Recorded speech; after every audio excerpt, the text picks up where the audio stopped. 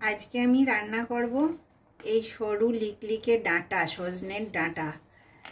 এই ডাঁটা অল্প বেগুন নিয়েছি আর এরকম করে পাতলা করে কেটে আলু নিয়েছি।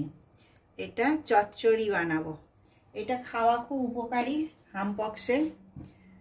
এটা হামপক্সকে রোধ করে। তাহলে আমি আজকে কিভাবে বানাচ্ছি সেটা দেখতে থাকুন আপনারা। আমি কড়াই চাপিয়ে দিয়েছি। কড়াইয়ের মধ্যে আমি সর্ষের তেল দেব।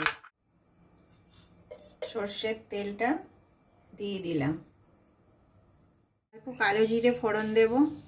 আলু আর বেগুনটা দিয়ে দেব। এবারে আমি পেঁয়াজটা দিয়ে দেব। পেঁয়াজটা একটু বেশি দিলে ভালো লাগে। এবারে ডাঁটাটা দিয়ে দিলাম। পরিমাণ মতন নুন দেব। টমেটোটা কেটে রেখেছি, টমেটোটা দিয়ে দিলাম।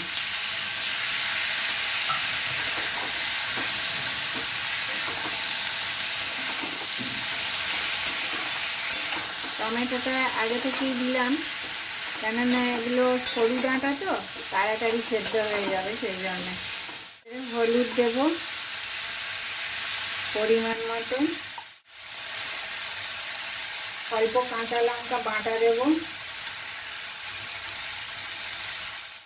জিরে ধনে গোলমরিচ মশলার মধ্যে, আর কিছু মশলা দেব না। এটাও খুব বেশি মশলা দিইনি। এবারে অল্প জল দিয়ে এটা কষতে থাকবো। জলটা শুকিয়ে গেলে আবার আর একটু জল দিয়ে এখন আর একটুখানি কষা হবে। হয়ে গেছে। এবারে অল্প করে জল দিয়ে সেদ্ধ হতে দেব।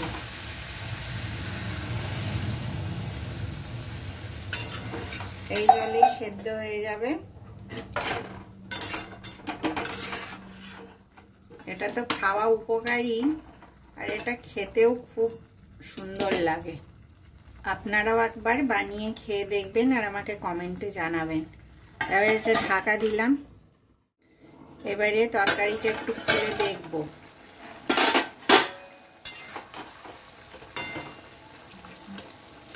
আলুটা সেদ্ধ হয়ে গেছে, ডাঁটাটাও হয়ে এসছে, আর একটু হবে। আর একবার নেড়ে চেড়ে দিলাম, আর একটু ঢাকা দিয়ে দেব।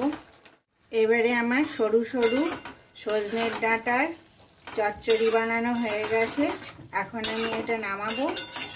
তাহলে আপনারা আমার চ্যানেলটাকে লাইক শেয়ার সাবস্ক্রাইব করবেন আর আমার পাশে থাকবেন। নমস্কার।